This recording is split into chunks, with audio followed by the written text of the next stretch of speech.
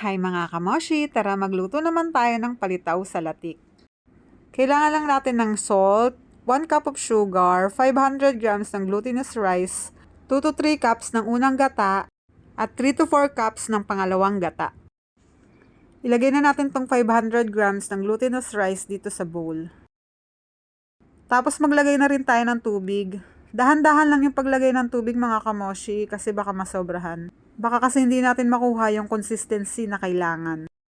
And then, i-mix na natin. Magdagdag tayo ng tubig kung kailangan. Dahan-dahan lang ang paglagay ng tubig. Tapos, i-mix-mix lang hanggang sa maging ganito na yung consistency niya. Yan, pwede na yan mga kamoshi. Ayan, at i-shape na natin siya ng pabilog.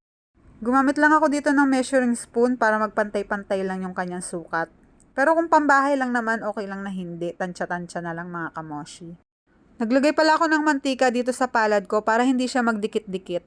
At para hindi rin siya dumikit sa pinggan.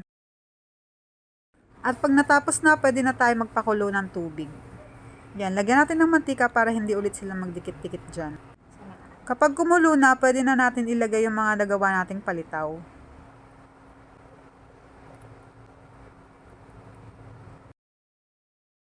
Mabilis lang siyang maluto mga kamoshi, parang less than a minute or 1 minute, luto na siya. Ayan, pag lumutang na, ibig sabihin luto na.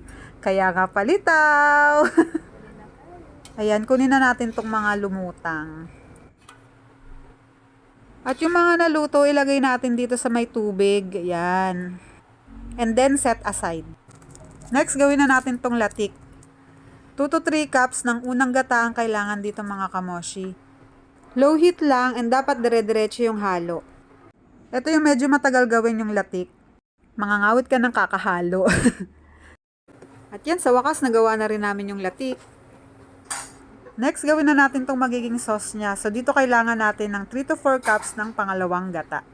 Ang nagamit pala namin dito is yung naka-pouch na gata, hindi yung fresh. Mas maganda sana kung yung fresh gata ang nagamit, pero okay lang din, masarap pa rin naman. So ito na nga, naglagay na ako ng 1 cup of sugar at saka konting salt lang.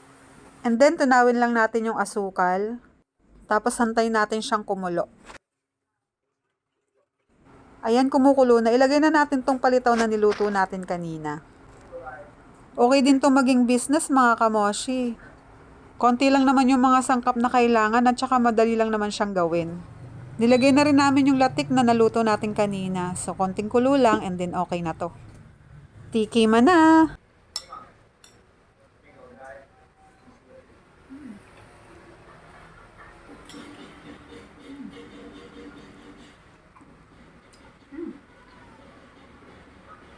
Hap!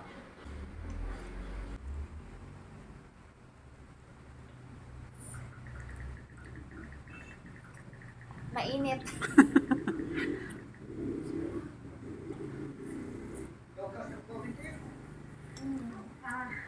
In fairness, ang sarap ng luto ni Moshi. Sana pang inaantay nyo. Try nyo na din to. Yun lang. Bye!